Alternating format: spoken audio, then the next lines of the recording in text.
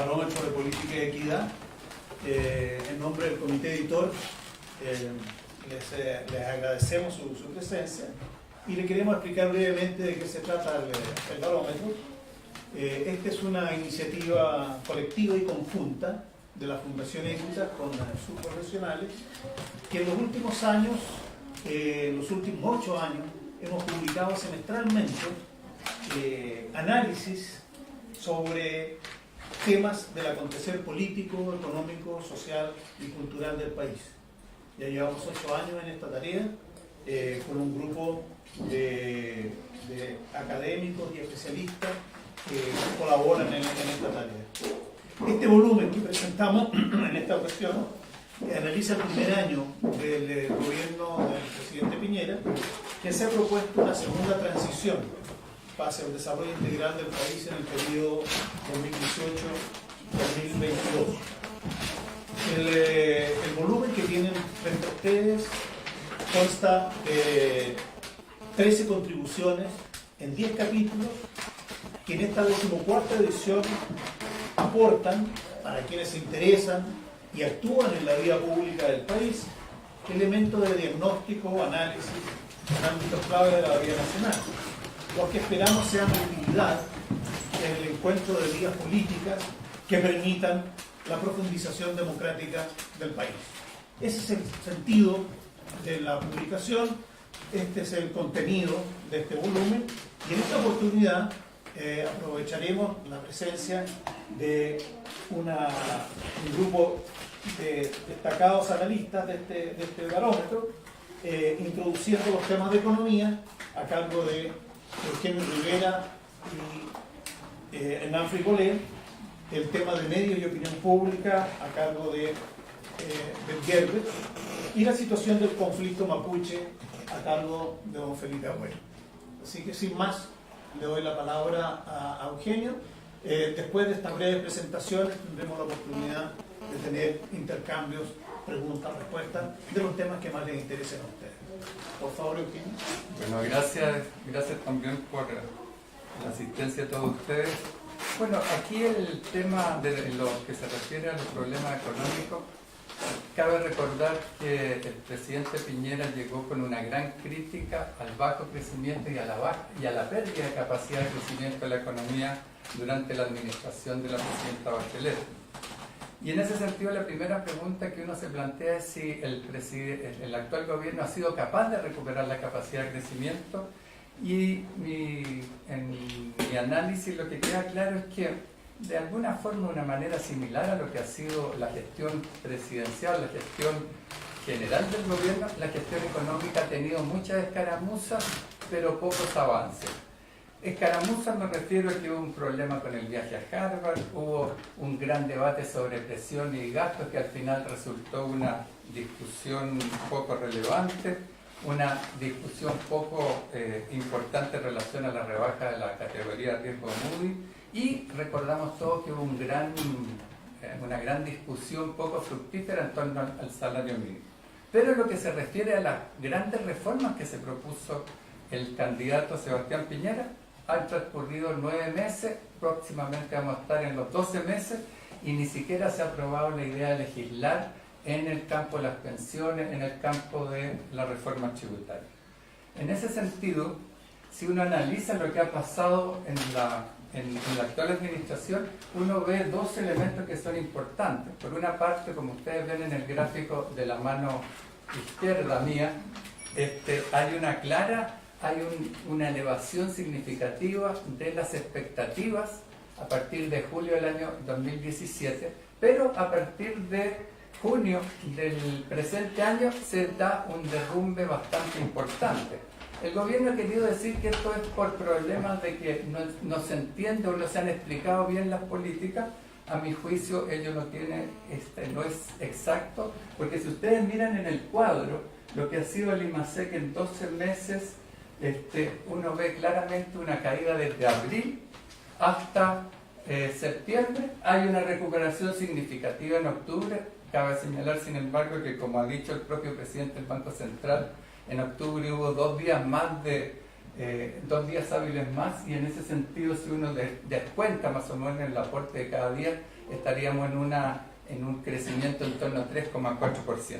Lo que queda claro ahí es que, si bien la economía está probablemente creciendo en el presente año en torno a un 4%, lo que no ha ocurrido es la recuperación efectiva de la capacidad de crecimiento.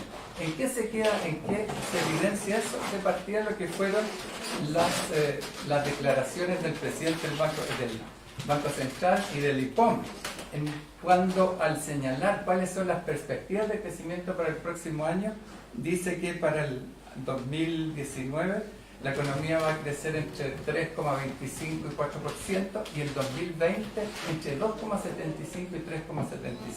¿Cuál es la interpretación que uno hace de eso? Es que efectivamente el gobierno está fallando en términos de recuperar la capacidad de crecimiento. Vamos a seguir más o menos en torno al 3%, que fue lo que el estudio del Banco Central, publicado en septiembre del año 2017, pronosticó para los próximos 10 años, que la economía chilena, independiente de quién ganara la elección presidencial, iba a estar creciendo en torno a un 3%. En ese sentido, el país sigue con un problema serio de dificultades estructurales. Y en ese sentido, la propuesta del gobierno es básicamente realizar algunas reformas o contrarreformas, más específicamente la reforma tributaria, que reduce la carga tributaria para los grupos más ricos, y por otra parte una reforma laboral que reduce la capacidad de negociación de los trabajadores. Y la pregunta que yo me hago es: ¿de qué manera estas reformas contribuyen a resolver los problemas estructurales de la economía? Un estancamiento congénito de la productividad, una baja inversión en ciencia y tecnología, y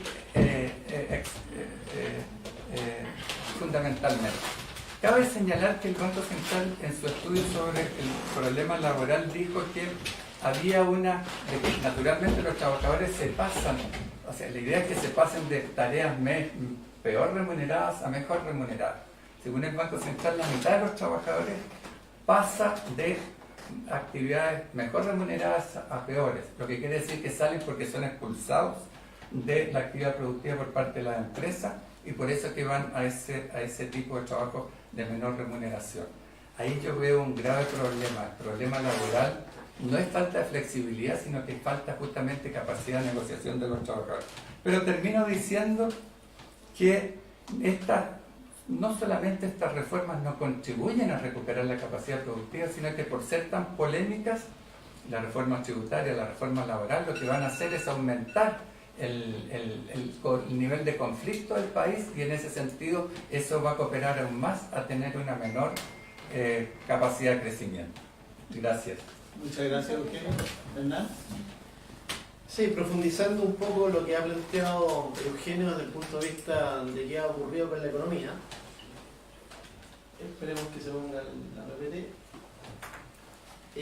Nosotros hicimos también un análisis de ver, bueno, dónde está parado el mercado laboral y cómo está respondiendo estructuralmente a las condiciones de crecimiento más largo plazo de la economía.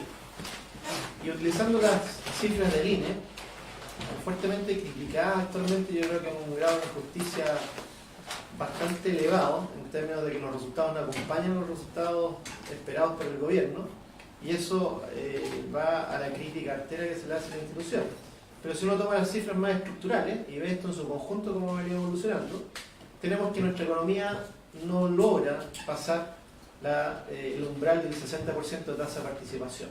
Y eso ya está marcando una debilidad estructural que viene arrastrándose de una década en su conjunto.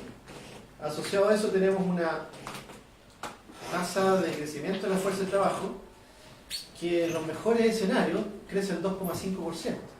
Entonces eso ya marca una expansión techo para el crecimiento de la ocupación. Y por largos periodos, incluso las personas que están fuera de la fuerza de trabajo han sido más dinámicas en términos de tasa de crecimiento con respecto a lo que se ha evidenciado en la fuerza de trabajo. Ahora, desde el punto de vista del crecimiento observado en el largo plazo, vemos que el crecimiento de la ocupación es extremadamente débil. Muy alineado probablemente con lo que ha sido el crecimiento declinante que hemos observado en los últimos 10 años, donde el último estímulo que llevó a la economía a crecer sobre el 4% fue justamente la reconstrucción del terremoto. Pero una vez acometida esta tarea, ya en el segundo periodo, en el segundo año, o ya diríamos el tercer y cuarto año de la administración Piñera 1, el crecimiento de la ocupación nuevamente volvió a acomodarse en niveles en torno al 2%. Esto está muy relacionado también con lo que pasa con la fuerza de trabajo y la tasa de participación, porque si tenemos esos niveles de expansión de largo plazo del empleo, es difícil que la fuerza de trabajo vaya a ser más dinámica y es muy difícil también que vayamos a tener un contexto de remuneraciones que esté variando en forma sustantiva. Por otro lado, tenemos que la economía, junto con esta debilidad de crecimiento de la ocupación, tiene una tasa de cesantía que viene persistentemente creciendo. Siempre estamos hablando del indicador de desocupación, que es la suma de la tasa de cesantía más aquellos que buscan por primera vez. Y lo que tenemos es un incremento sostenido, prácticamente desde el año 2013 a la fecha, de esta tasa de cesantía. Y eso nuevamente está reflejando una debilidad estructural que tiene el mercado laboral, ligado probablemente a que la economía no ha encontrado nuevos elementos dinámicos donde centrar su crecimiento. No es la inversión, no son las exportaciones, seguimos más o menos con los mismos sectores que proveen la actividad económica, son los que están demandando el empleo.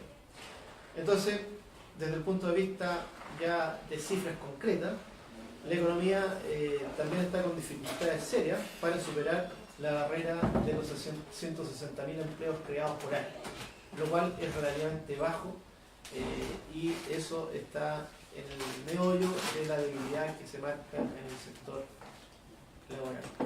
Finalmente, siempre hemos escuchado que el crecimiento del empleo asalariado ha sido débil en los últimos tiempos, pero la visión estructural nos marca que hubo un solo escenario, probablemente en el cual esto fue más débil, que tuvo que ver con el año 2017, donde efectivamente la creación de empleo asalariado estuvo prácticamente estancada.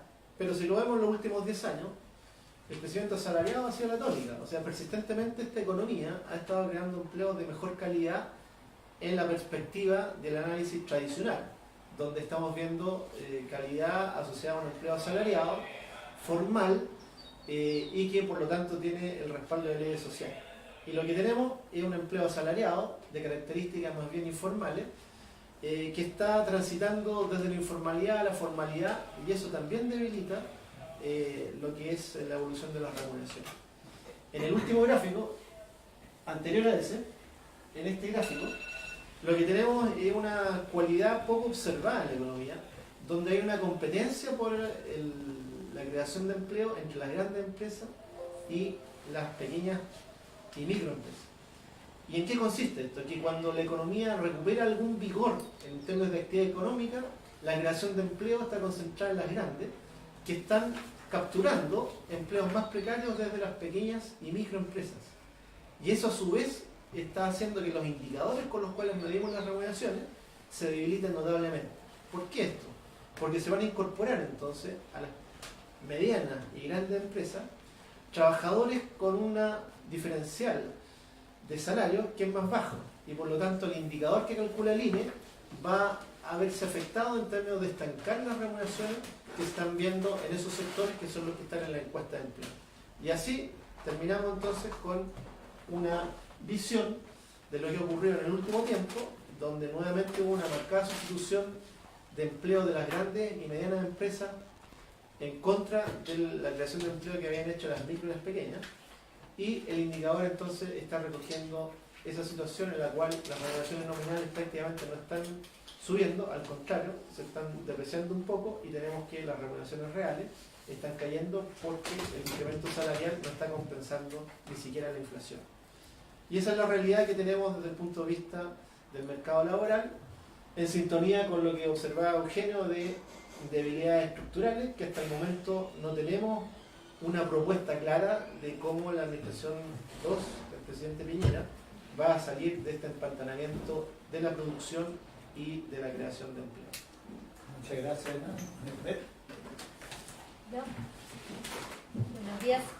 Mi tema tiene que ver con medios y opinión pública y las particularidades de este primer tramo del gobierno de Sebastián Piñera. En primer lugar, bueno, encuestas están circulando varias, pero creo que cabe preguntarse primero en qué contexto se dan, en qué contexto más mediático. Todos sabemos que en Chile la concentración de la propiedad de medios es altísima y es un escenario de, digamos,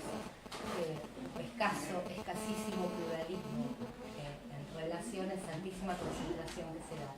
Y dada la alta concentración y la tradicional alianza entre los grandes consorcios que son EMOL y COPESA, todos lo sabemos, y el poder económico y sectores políticos vinculados a la derecha chilena, era esperable una cierta posición de ventaja de este gobierno con relación a ese escenario mediático y su posicionamiento frente a la opinión pública en lo que respecta a una comparación hipotética con el gobierno anterior, que tendría un escenario más adverso. Sin embargo, a poco de andar vemos que una especie de luna de miel inicial que se dio entre el gobierno de Sebastián Piñera y la opinión pública ha sido tremendamente fugaz. Yo lo titularía como fugaz luna de miel entre el gobierno de Sebastián Piñera y la opinión pública. ¿Qué ha sucedido? Cuando el gobierno asumió, una especie de euforia en el clima social, político, económico del país. Esto tiene que ver no solo específicamente con este gobierno, sino con que ante cambios de gobierno se depositan muchas esperanzas y muchas fantasías también de lo que el cambio significa. Digamos, el nuevo gobierno vendría a traer todo aquello que en general se espera, o vendría a terminar con todo aquello que no gusta. Por supuesto que en esto hay una gran cuota, como dije, de fantasía depositada, y los gobiernos en general, cuando asumen, aun cuando tengan altos índices de apoyo, tienden a perder ese apoyo en un tiempo variable. Lo curioso en este caso es que ese tiempo fue muy breve y que, si bien en los primeros meses de gobierno había altos índices de porcentajes de aprobación e incluso acompañados por una suerte de optimismo en lo económico, tanto en lo personal como en lo que se considera el rumbo económico del país o el rumbo que la economía está tomando en general, muy positiva. Esto terminó rápidamente. Hacia el mes de julio, entre junio y julio, la caída tanto en la percepción y evaluación del gobierno y de Sebastián Piñera, siempre está por un poquito por encima de Sebastián Piñera que del gobierno, pero corren paralelamente, como en la percepción sobre el rumbo del país y la personal, en lo económico y las expectativas, decayeron fuertemente. Con una pequeña pausa, diría, del mes de septiembre, que algunos interpretaron como que podía ser indicio de una reversión por parte del gobierno de esta tendencia, pero que siempre señalamos también desde el barómetro que había que tomar con pinzas porque el mes de septiembre en Chile no es comparable con los demás por todo lo que sabemos, celebraciones, en este año en particular muchos días feriados, el clima social en general se ve alterado por esto. Por lo tanto, me parece que hay que ponerlo entre paréntesis, tanto en la subida como después en la bajada.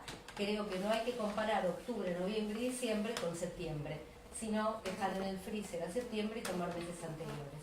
Y en ese sentido la caída es enorme. Desde julio a agosto el gobierno y Sebastián Piñera, tanto el presidente como su gobierno, tienen una caída de más de 20 puntos, debido a esto, por encuestas como Criteria. Además también registra caídas. La encuesta CEP, que salió recientemente y siempre tiene en Chile fuerte repercusión, no permite esta comparación porque no tiene mediciones de meses anteriores. Lo que tiene es mediciones de gobiernos anteriores. Y lo curioso es que estos niveles de desaprobación del gobierno de Sebastián Piñera son los más altos en el primer año de un gobierno en democracia. O sea, de todos los gobiernos que ha habido en Chile en democracia, este gobierno es el que tiene los niveles de desaprobación más altos en su primer año. Nos preguntamos por qué, por supuesto. Una razón tiene que ver, bueno, con la percepción económica.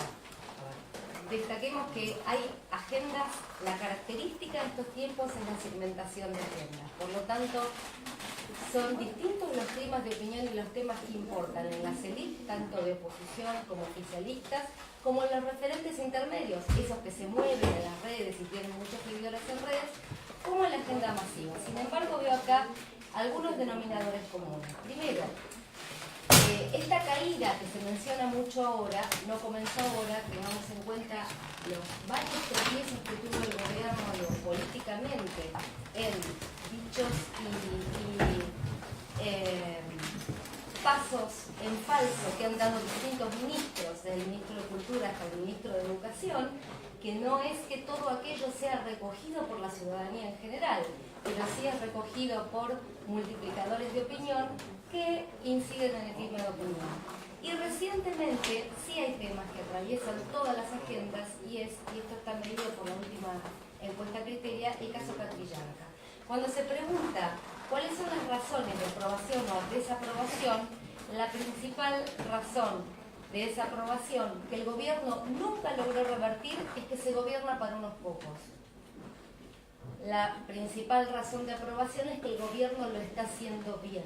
Esto es que un 25% de adhesión esta respuesta, y es mucho más general que un señalamiento, más específico y vinculado con la impronta de este gobierno, que es se gobierna para unos pocos.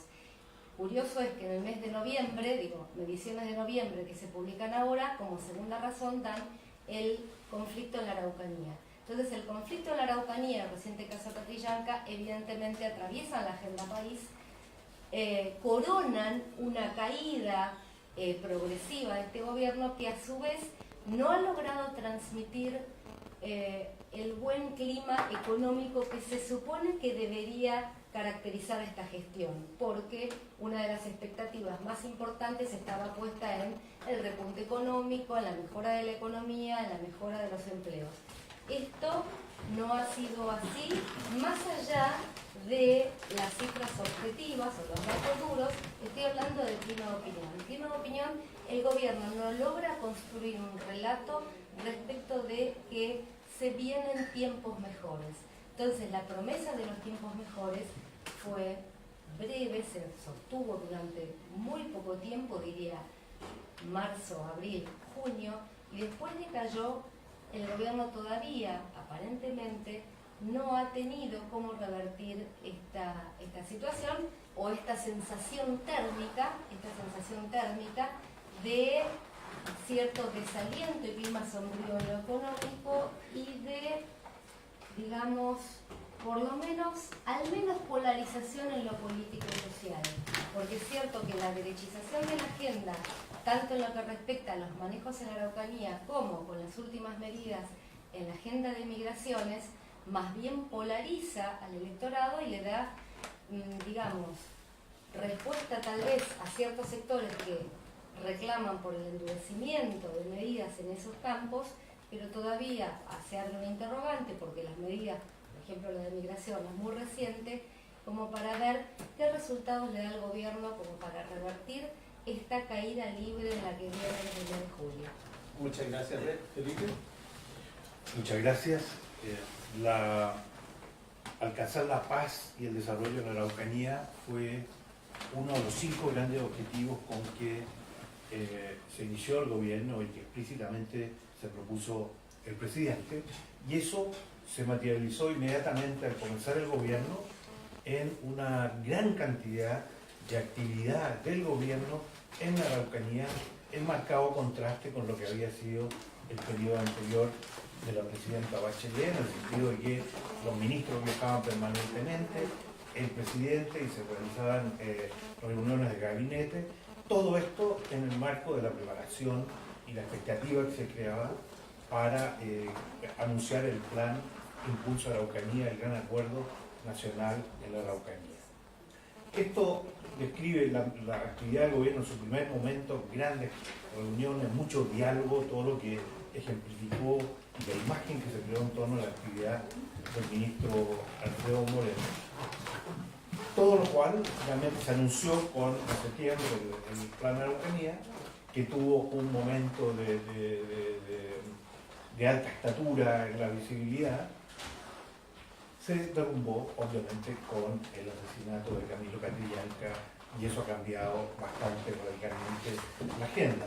Aquí tenemos justamente en pantalla una imagen de la reunión de la diputada Emilia Nullado con dirigentes mapuche y de otros pueblos, con periodistas, con organizaciones sociales, académicos, justamente en preparación de la interpelación que va a tener lugar esta tarde en el Congreso, como señal de este cambio en la agenda. No obstante, justamente a propósito de este cambio, y donde las demandas están puestas en revertir o poner algún freno a ese énfasis de militarización que se dio al enfoque para aproximarse a la Araucanía, y que ha tenido algunos primeros anuncios, como la salida del Comando Jungla, pero la creación, el fortalecimiento de las fuerzas especiales, reflejando que no se soluciona ningún problema, porque solamente es un cambio cosmético. Siguen las tanquetas, siguen los mismos fusiles del carabinero, que son los mismos que usa el ejército para la guerra. Entonces no hay, pero en fin, está esa agenda pendiente, y mientras eso no se resuelva no se podrá avanzar hacia lo otro. Pero hay voces que dicen que es el momento de volver al camino del diálogo ejemplificado en el plan Araucanía, y empieza a producirse una especie de ensoñación respecto a lo que era el plan Araucanía, una especie de nostalgia por esos momentos de diálogo y de buenismo, como se describía en la prensa, y que ahí está toda la solución. Hay algunos dirigentes políticos de la oposición que señalan: volvamos al momento del diálogo. Y es por eso que este artículo aquí cobra relevancia, porque hace un análisis del plan Araucanía. Y es necesario entonces desmitificarlo, ¿cierto?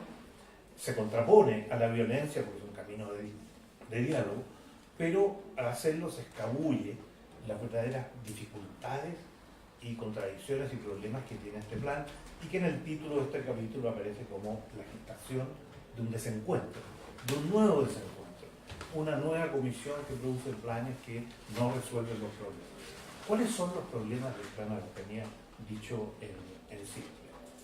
En primer lugar, y esto es clave para cualquier cuestión que tenga que ver con la Araucanía y los pueblos indígenas, hay que recordar que esta es una comisión de gobierno la que produce el plan. Es una comisión que está en las oficinas del Ministro de Desarrollo Social y en las oficinas del Intendente Mayor, con la participación de distintas agencias públicas y la ocasional participación de empresarios.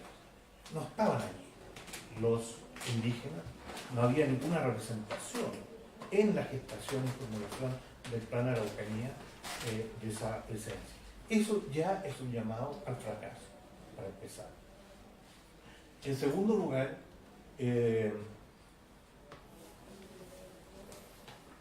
porque el plan Araucanía no aborda el tema principal de cualquier negociación y conversación con la Araucanía, que es el tema de las tierras y los territorios.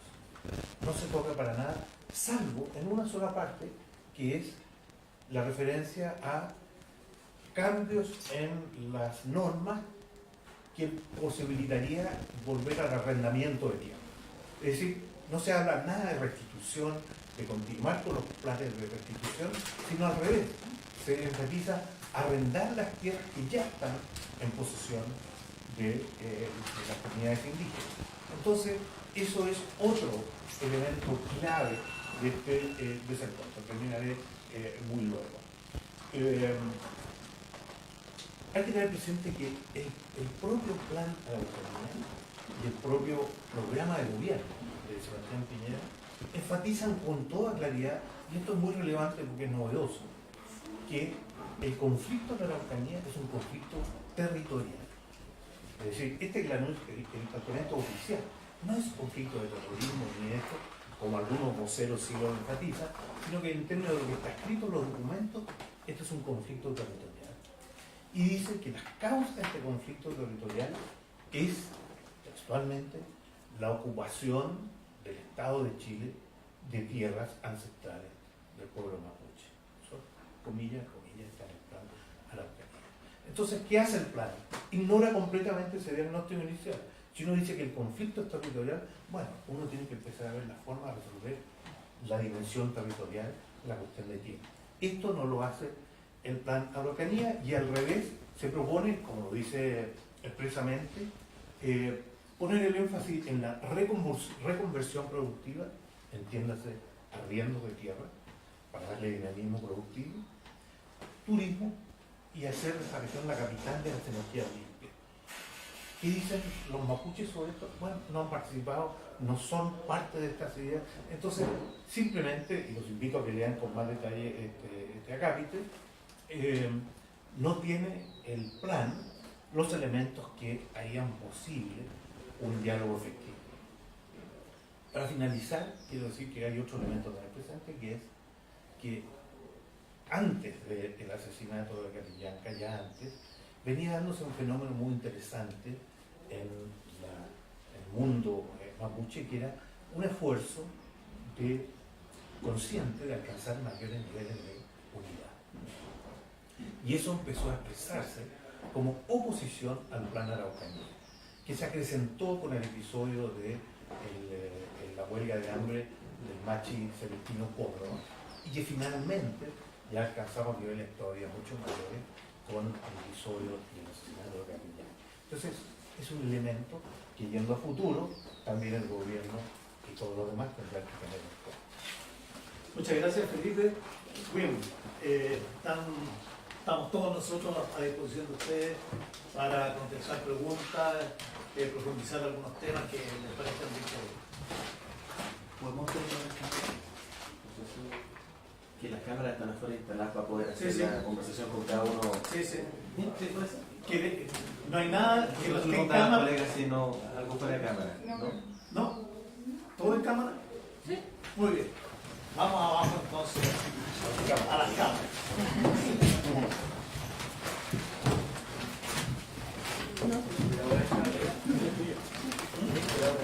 Cuidado con el cable. Sí, sí.